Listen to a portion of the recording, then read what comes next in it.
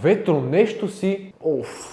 Заболявам главата от този коментар. Нека ти покажа защо. Това не е само ветро нещо си. Вътре има експеримента, които са разделени на 3 категории. Вода, въздух и слънце. Второ, можем да видим, че имаме много части. Това е STEM комплект. Какво означава това? Че различните експерименти могат да се комбинират. Тоест съвсем спокойно може да използваме фотоволтаика за преработване на водата и разделянето на водород от кислорода чрез този малък електролизьор. И трето, което може би е най-важното, това е комплект по-скоро насочен към училища. Защо? Може различни групи от различни деца да дойдат, да пипнат, да направят експериментите и да добият представа как се придобива електричество или енергия чрез възобновяеми източници на енергия. Този комплект не е най-бюджетният за обучение вкъщи, но е прекрасна инвестиция за училища. А за неща за вкъщи имаме огромен избор от продукти в нашия магазин Технократи.bg.